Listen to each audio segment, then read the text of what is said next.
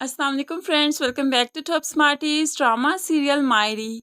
हाल ही में मैंने डायरेक्टर मिसम नकवी का इंटरव्यू फ्यूचर मैगजीन में पढ़ा, जिसमें लोगों ने एतराज़ किया कि आपने बचपन की शादी को इतना प्रमोट क्यों किया।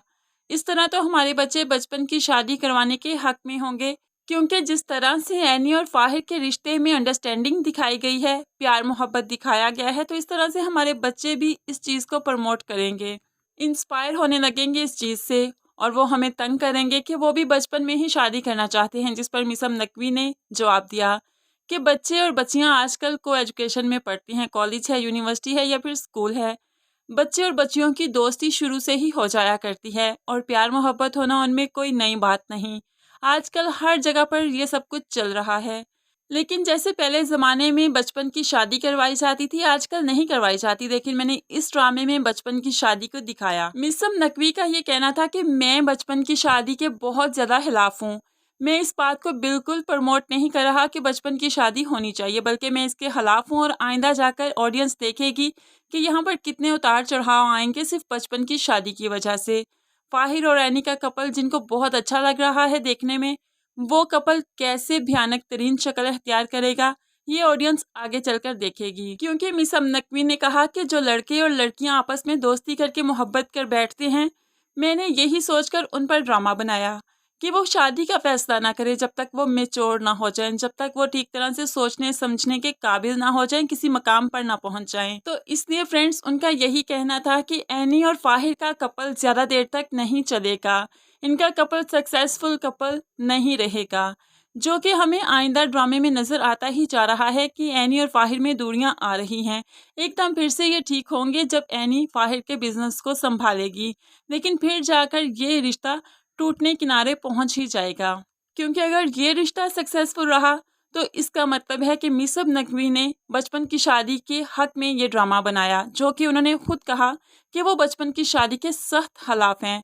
तो यहाँ पर हमें यही सब कुछ देखने को मिला कि समीना जब एनी के पास आती है और उसे कहने लगी, मैं चाहती हूँ तुम्हारा बैंक अकाउंट होना चाहिए जिसमें मैं पैसे जमा करवा दूँ। ये सब कुछ रहीला सुन रही थी, बहुत ही खुश हो जाती है।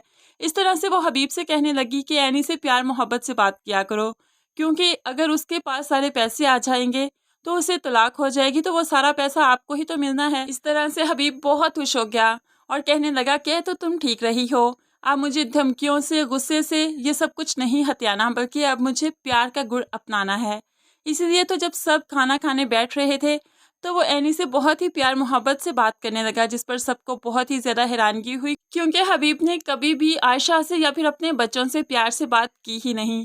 तभी तो आयशा तड़प जाती है और कहने लगी, आपको याद भी है कि एनी आपकी बेटी है? तो यहाँ पर हबीब कहने लगा, हाँ भाई, क्यों नहीं याद, मेरी अपनी बेटी है। अब यहाँ से फारिग होने के बाद हबीब एनी के कमरे में भी आता है और उससे हैरियत दरियाफ्त करने लगा, उसकी बच्ची के बारे में भी पूछने लगा। एनी के लिए तो सब बहुत ज़्यादा हैरानकुन था, लेकिन फिर भी वो दिल ही दिल में खुश थी। जैसे भी सही, बाप को एहसास तो हुआ कि मैं उसकी बेटी भी हूँ।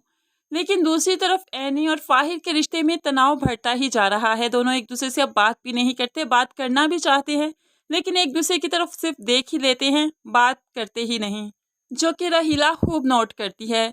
क्योंकि फाहिर हर वक्त जो फ़ोन पर लगा रहता है, तो रहीला को यही पता है कि वो सिर्फ आमना से ही बात करता है। फिर रात के गाड़ी लेकर बाहर भी निकल जाता है आमना से मिलने के लिए। रहीला तो ये सब कुछ देखकर बहुत खुश हो जाती है। अब फहमी, जो कि परेशान हाल बैठी थी, उसके पास जाकर बैठ गई। तुम क्यों परेशान होती हो? फिर खुद ही जवाब भी दे दिया, हाँ जानती हूँ, एमन की वजह से बहुत परेशान हो, उसकी जिम्मेदारी है तुम पर। लेकिन फिर मैं तुम्हें बताऊं कि एनी और फाहिर का रिश्ता अब ज़्यादा देर तक नहीं चलेगा, इनका रिश्ता तो हाथमे की तरफ जा रहा है। तो तुम इस खाली जगह को पुर करने के बारे में क्यों नहीं सोचती?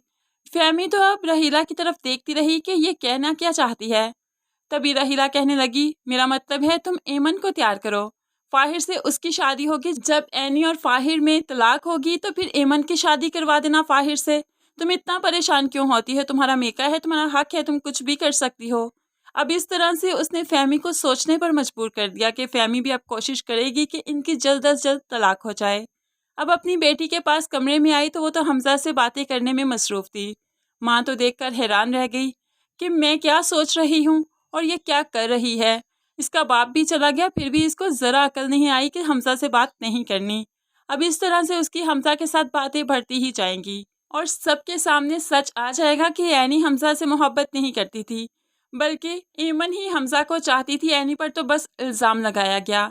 लेकिन फ्रेंड्स, आप क्या मीसम नकवी के बयान से एग्री करते हैं? क्या जो उन्होंने कहा कि वो इस ड्रामे में एक सबक देना चाहते हैं बचपन की शादी को लेकर, क्या एनी और फाहर में तलाक होगी या नहीं? आप भी अपनी कीमती राय का इजहार ज़रूर कमेंट्स में कीजिएगा। मज़ीद वीडियोस के लिए चैनल को सब्सक्राइब करके साथ बेल नोटिफिकेशन ज़रूर प्रेस कीजिए ताकि आने वाली हर वीडियो आप बहुत आसानी से देख सकें। अल्लाह हाफिज़।